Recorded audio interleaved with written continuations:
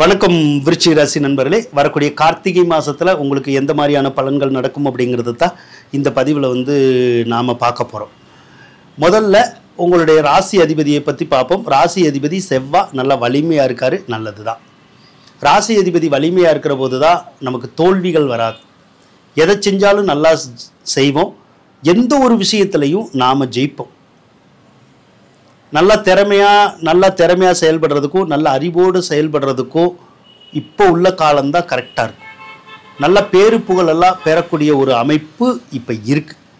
அதோட உங்களுக்கு செவ்வாய் பகவான் ராசியில் இருக்கிற போது இப்போ கோபதாபம் மட்டும் நிறையா வரும். ஏதாவது டென்ஷன் இருந்துக்கிட்டே இருக்கும். ஸோ கொஞ்சம் கோபத்தை குறைக்கணும். இல்லை அப்படின்னா யார் மேலேயாவது கோபப்பட்டு ஆத்திரப்பட்டு டென்ஷன் ஆகி அடுத்தவங்களை நம்ம திட்டுற மாதிரியான ஒரு சூழ்நிலைகள் வரும். இல்லைன்னா அடுத்தவங்கள்ட்ட சண்டை போடணும் போலயே தோணும். இல்லைன்னா யாராவது பழி வாங்கணும் போல ஒரு வித அந்த எண்ணங்கள் இருந்துக்கிட்டே இருக்கும். அதனால ஒரு சிலருக்கு சரியாக தூக்கம் கூட வராது. ஏதோ ஒரு டிப்ரெஷன், ஏதோ ஒரு எண்ணம் இருந்துக்கிட்டே இருக்கும். இதை பண்ணணும் அதை பண்ணணும் அப்படின்ற ஒரு எண்ணம், வேகம், உடனே ஒன்று நடத்தணும் அப்படிங்கிற எண்ணமெல்லாம் இருந்துக்கிட்டே இருக்கும். அவ்வளோ வேகமெல்லாம் இருக்கக்கூடாது. கொஞ்சம் வேகத்தை குறைச்சி நிதானமாக நீங்கள் செயல்பட்டீங்கன்னா நல்லாயிருக்கும். சிலருக்கு ஏதாவது ஒரு விஷயங்கள் திடீர்னு நடந்துடும். திடீர்னு நடந்து என்னடா இப்படி நடந்துருச்சு, நம்ம என்ன பண்ணுறது அப்படின்லாம் நினைக்கிறோம்ல, அந்த மாதிரி ஒரு விஷயத்தை கூட கொடுக்கும். அதனால கூட ஒரு சிலருக்கு சரியாக தூக்கம் வராது, டிப்ரெஷன் இருக்கும்.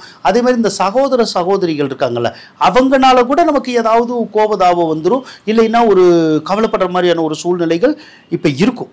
சரிங்களா? அது எவ்வளோ நாளைக்கு இருக்கும்னா டிசம்பர் மாதம் 6ஆம் தேதி வரைக்கும் இருக்கும். அதுக்கப்புறம் இருக்காது. ஒரு சிலருக்கு காவல்துறையில் வேலை வாங்கணுங்கிற எண்ணம் இப்போ அதிகரிக்கும். இராணுவத்தில் வேலை வாங்கணுங்கிற எண்ணங்கள் அதிகரிக்கும். மருத்துவம் படிக்கணும், மருத்துவத்துறையில் வேலை பார்க்கணும், சயின்டிஸ்ட் ஆகணும் அப்படிங்கிற எண்ணமெல்லாம் நிறையா பேர்த்துக்கு இருந்துக்கிட்டே இருக்கும். உங்களுடைய எண்ணங்கள் கரெக்டாக இருக்குது. முயற்சி பண்ணிங்கன்னா அது நடக்க தான் செய்யும். அதே மாதிரி ஒரு சிலருக்கு சொத்து பத்து வாங்கணுங்கிற எண்ணங்கள் இருக்கும். இல்லைன்னா சொத்து பத்து எங்கேயாவது இருக்கும், அதை வில்லங்கத்தில் இருக்கும், அதை மீட்டணுங்கிற எண்ணங்கள் வந்துக்கிட்டே இருக்கும். மீட்டலாம். அதே மாதிரி ராசியில் அந்த செவ்வாய் இருந்தாலே ஒரு சிலருக்கு இந்த காயம், புண்ணு அந்த மாதிரி ஏதாவது ஏற்படும். அல்லது தீக்காயங்கள் ஏற்படும். அதனால் ஏதாவது ஒரு ஆயுதங்களை பயன்படுத்துகிற போது நம்ம கவனமாகவும் எச்சரிக்கையாகவும் இருக்கிறது நல்லதுங்க. அடுத்து டிசம்பருக்கு 6க்கு அப்புறம் செவ்வாய் 2வது ராசிக்கு போயிடும். ஒரு 2 மாத காலம் 2வது ராசியில் தான் செவ்வாய் இருக்கும். அப்படி செவ்வாய் இருக்கிற போது உங்களுக்கு காசு பணம் நல்லா கிடைக்கும். எப்படி காசு பணம் கிடைக்கும்? வேலை இல்லைன்னா வேலை கிடைச்சி காசு பணம் வரும். வேலை இருந்துச்சுன்னா பதவி முன்னேற்றம், பதவி உயர்வு அப்படியெல்லாம் நல்லா இருக்கும். அது போக தொழில் பண்ணாலும் அப்படி தான். தொழில் ஓடாமல் இருந்தால் தொழில் நல்லா ஓடும். அதன் மூலமாக நல்லா வருமானம் வரும். கேட்ட இடத்துல கேட்ட பணம் கிடைக்கும். வரவேண்டிய பணம் வரும். நாமளும் யாருக்காவது பணம் கொடுக்கணும், கடன் கொடுக்கணும்னா கொடுக்கலாம். ஆக சிலருக்கு சொத்து பத்துக்களின் மூலமாகலாம் காசு வரணும்னு இருக்கும். டிசம்பர் 6க்கு அப்புறம் முயற்சி பண்ணுங்கள். ஒரு சிலர் சொத்து வச்சுருந்துருப்பாங்க, அதை விற்று கூட காசு வாங்கணும்னு நினச்சாங்கன்னா கண்டிப்பாக காசு பணம் கிடைக்கும். நீங்கள் முயற்சி பண்ணலாம். சூரியன் வேற உங்களுடைய ராசியில் தான் இருக்கார். சூரியன் ராசியில் இருக்கிறது அப்படி தான். அரசாங்க உத்தியோகம் பார்க்கணுங்கிற எண்ணங்கள் வந்துக்கிட்டே இருக்கும். அதுக்காக நம்ம முயற்சி பண்ணலாங்கிற ஒரு விஷயம் உங்கள் மனசில் எழுந்துக்கிட்டே இருக்கும். சிலருக்கு அரசாங்க அதிகாரிகளை போய் ஏதாவது ஒரு காரணமாக பார்க்கணும் அப்படின்னு சொல்லி ஏதாவது ஒரு காரணமாக போய் பார்ப்போம். சில காரியங்களை நம்ம செய்வோம். அந்த காரியங்களை செய்ய முடியும். அரசாங்கம் சம்மந்தப்பட்டது டாக்குமெண்ட் மாற்றணுன்னாலோ இல்லது வேறு ஏதாவது ஒரு காரியம் பண்ணணுன்னாலோ கான்ட்ராக்ட் வாங்கணுன்னாலோ இதெல்லாம் உங்களுக்கு கைகூடி வரதான் செய்யும். அதனால் முயற்சி பண்ணுங்கள், நடக்கும். சிலருக்கு மட்டும் தலைவலி, வயிற்று வலி, காய்ச்சல், சளி, இருமல் அல்லது கண்ணில் ஏதாவது தொந்தரவு அப்படி வர்றதுக்குடைய ஒரு அமைப்பும் இப்போ இருக்குது. சுக்கிரனை பொறுத்தளவுக்கு 7ஆம் அதிபதி தான் 12வது ராசியில் தான் இருக்கார். 7ஆம் அதிபதி 12வது ராசியில் இருந்தால் ஒரு சிலருக்கு கல்யாணம் ஆகலைன்னா உங்களுக்கோ உங்கள் வீட்டில் இருக்கவங்களுக்கோ கல்யாணம் ஆகும். முயற்சி பண்ணலாம். அதனால கொஞ்சம் செலவாகும். ஒரு சிலருக்கு வீடு கட்டணுங்கிற எண்ணங்கள் வந்துக்கிட்டே இருக்கும். வாகனம் வாங்கணுங்கிற எண்ணங்கள் வந்துக்கிட்டு இருக்கும். வீட்டுக்கு தேவையான ஆடம்பர பொருட்கள், சொகுசு பொருட்கள், எலக்ட்ரானிக் சாதனங்கள் இப்படியெல்லாம் நிறைய வாங்கி சேர்க்கணுங்கிற எண்ணங்கள் வந்துக்கிட்டே இருக்கும். தாராளமாக வாங்கி சேர்க்கலாம். ஒரு சிலருக்கு கணவன் மனைவியருக்குள்ள கருத்து வேறுபாடுகள் வரும், சண்டை சச்சரவு வரும்.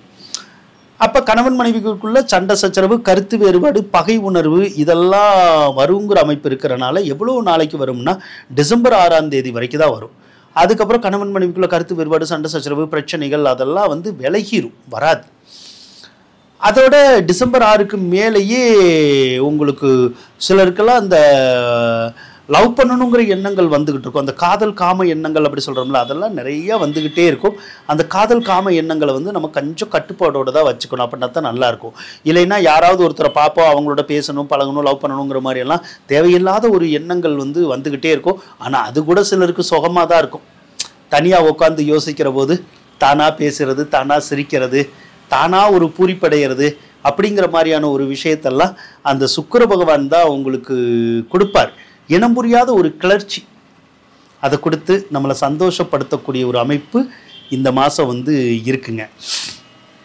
அடுத்து புதன் பகவான் வேற இப்போ 12ல் தான் இருக்கார். புதன் 12ல் இருந்தால் கல்வி வழி செலவுகளை கொடுப்பார். மாமன் மைத்துனர்கள்னால பகை, இல்லைன்னா மாமன் மைத்துனர்களுக்கு விரயம், இல்லைன்னா அவங்களுக்கு ஏதாவது ஒரு சிலருக்கு பாதிப்பு அப்படிங்கிறது வந்து கொஞ்சம் வரும். அதே போல் இப்போ உங்கள் வீட்டில் உங்களுக்கோ உங்கள் வீட்டில் இருக்கவங்களுக்கோ யாருக்காவது அந்த மருத்துவ செலவுகள் வர்றதுக்குடைய ஒரு வாய்ப்பு இருக்கும். சிலருக்கெல்லாம் ஸ்கின் அலர்ஜி, நரம்பு சம்மந்தப்பட்ட தொந்தரவு, சுளுக்கு, பிடிப்பு இப்படியெல்லாம் கூட வரும். சிலரெல்லாம் நீண்ட நாளாக படித்து முடிச்சிருந்துருப்பாங்க, இப்போ படிக்க மாட்டாங்க. ஆனால் இப்போ வந்து பார்த்திங்கன்னா மறுபடியும் படிக்கணுங்கிற எண்ணங்கள் வரும். படிக்கணும்னா தாராளமாக படிக்கலாம். நீங்களும் உங்கள் வீட்டில் இருக்கவங்களுக்கும் படிக்கிறதுக்கான முயற்சிகள் எடுக்கலாம். எடுத்தால் அந்த முயற்சிகள் எல்லாம் உங்களுக்கு வெற்றி பெறதான் செய்யும். நல்லா தான் இருக்கும். ஒன்றும் குறை இருக்கிறதுக்கான வாய்ப்புகள் உங்களுக்கு இல்லை. அடுத்து சனி பகவானை எடுத்துக்கிட்டோம்னா 4வது ராசியில் தான் இருக்கார். சனி 4ல் இருக்கிறது வண்டி வாகனங்களை கொடுக்கும். வண்டி வாகனங்கள் வாங்கலாம். அதே மாதிரி ஒரு சிலர் வண்டி வாகனங்கள் வாங்கியிருந்தால் அதை கொடுக்கணுன்னாலும் கொடுக்கலாம், விற்கணுன்னாலும் விற்கலாம். அதே மாதிரி ராகு 4ல் இருக்கிறது தாயாரோட பகையை ஏற்படுத்தும், இல்லைன்னா தாயாருக்கு உடல் நலத்தை பாதிக்கும். அதே மாதிரி ஆடு மாடு விவசாயம் சார்ந்த விஷயங்கள் வந்து கொஞ்சம் சரி இருக்காது. இப்போ விவசாயம்லாம் பண்ணோம்னா வருமானம் குறைஞ்சிரும். ஆடு மாடுகள் வச்சுருந்தோம்னா அந்த ஆடு மாடுகள் கூட நம்ம அடுத்தவங்களுக்கு கொடுக்குற மாதிரி வந்துடும், இல்லைன்னா வீட்டை விட்டு போயிடும். ஏதோ ஒரு காரணத்தினால அந்த ஆடு மாடுகள் எல்லாம் நம்மக்கிட்ட குறையிற மாதிரி செய்யும். நாய் இருந்தால் கூட நாய் கூட வீட்டை விட்டு ஓடிடும், இல்லைன்னா நாய்க்கு கூட ஏதாவது பாதிப்புகள் வர்றதுக்கூடிய ஒரு அமைப்பு இப்போ வந்து இருக்கும். அதே மாதிரி ஏதாவது ஒரு பொருளோ சொத்தோ நம்ம கையை விட்டு போகணுங்கிற அமைப்பு இருக்குது. ஒன்று நாமளே கொடுக்கணும்னு நினைப்போம், இல்லைன்னா அடுத்தவங்களே பிடுங்கணும்னு நினைப்பாங்க, இல்லைன்னா அடுத்தவங்களே எடுத்துக்குவாங்க. அப்படி ஒரு அமைப்பும் இருக்குது. அதனால் அந்த விஷயத்துலையும் நீங்கள் கொஞ்சம் கவனமாகவும் எச்சரிக்கையாகவும் இருக்கிறது நல்லது. சிலருக்கு வீடு மாறுற யோகம், சிலருக்கு ஊர் மாறுற யோகம் இருக்கும். வீடு மாறணுன்னாலும் மாறலாம், ஊர் மாறணுன்னாலும் மாறிக்கலாம். கேது பகவானை பொறுத்தளவுக்கு ஒரு இடத்துல நம்மளை விடாது, ஒரு இடத்துல நம்மளை வேலை பார்க்க விடாது, ஒரு இடத்துல தொழில் செய்ய விடாது. அந்த இடமாற்றம் தொழில் மாற்றங்களை கொடுத்துக்கிட்டே இருப்பார். வேலை செய்கிற இடத்துல ஏதாவது ஒரு தொந்தரவு கொடுத்துக்கிட்டே இருப்பார். குரு பகவானை பொறுத்தளவுக்கு உங்களுக்கு நல்லா இருக்காருங்க. குரு வந்து 9வது இடத்துல இருக்கிறது உங்களுக்கு யோகம்தான். அதாவது பூர்வீக ஸ்தானத்தில் இருக்கிறனால பூர்வீக சொத்துக்கள் கிடைக்கும். பூர்வீக ஸ்தானத்தில் ஏதாவது வில்லங்கங்கள் பிரச்சனைகள் இருந்தால் அதெல்லாம் தீரும். அப்பா வழியில் பிரச்சனைகள் இருந்தால் தீரும். அப்பாவுக்கு இருக்கக்கூடிய கருத்து வேறுபாடுகள், நோய் நொடிகள் எல்லாம் கூட விலகும். வெளிநாடு சார்ந்து இருக்கிறவங்களுக்கு வேலை வேணும்னாலும் தொழில் வேணும்னாலும் கிடைக்கும். வெளிநாடு போய் படிக்கணுன்னாலும் படிக்கலாம், விசா கிடைக்கும். பிஆர் வேணும்னாலும் நமக்கு கிடைக்கக்கூடிய நேரம் தான். ஏற்கனவே அப்ளை பண்ணி ரொம்ப நாள் கிடைக்கலன்னா இப்போ எதிர்பார்க்கலாம், கிடைக்கும். அது போக ஒரு சிலருக்கு டிரான்ஸ்ஃபர் மாதிரியான விஷயங்கள் வேணுன்னா கிடைக்கும். ஒரு இடத்துல இருந்து ப்ரைவேட்டில் வேலை பார்த்தாலும் ஒரு கம்பெனியிலேருந்து அது இன்னொரு இடத்துக்கு அவங்க கம்பெனிக்கே ஷிஃப்ட் ஆகணுன்னாலும் ஆகலாம். இல்லைன்னா ஒரு சிலர் வந்து கம்பெனிக்குள்ளேயே இடம் மாறிக்குவாங்க. அந்த மாற்றங்கள் வந்து இருக்குது.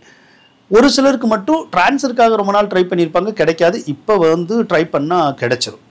ஒரு சிலருக்கு இந்த குரு பலமாக இருக்கிறனால ஏதாவது ஒரு விதத்தில் வேலைக்கு போக விடாது, அல்லது தொழிலை செய்ய விடாமல் தடங்கல் பண்ணும். அது உடல்நலை குறைவினால் ஏற்படுதோ வேறு காரணங்கள்னாலேயோ அந்த மாதிரி வேலை செய்ய விடாமல் ஏதோ ஒரு தடங்கள் வந்து கொஞ்சம் இருக்கும். ஆனாலும் காசு பணத்துக்கு வந்து பிரச்சனை இருக்காது. பொருளாதார சிக்கல்கள் அப்படிங்கிறது வந்து ஒன்றும் வரதுக்கான வாய்ப்புகள் இல்லை. ஸோ பொருளாதாரம் நல்லா இருக்கும், வாழ்க்கையும் உங்களுக்கு நல்லா இருக்குங்கிற மாதிரி தான் இருக்குங்க. ஆக இந்த கார்த்திகை மாத பலன்கள் உங்களுக்கு சிறப்பாக இருக்கும் அப்படின்னு சொல்லி கூறிக்கொண்டு விடைபெறுகின்றேன். நன்றி, வணக்கம்.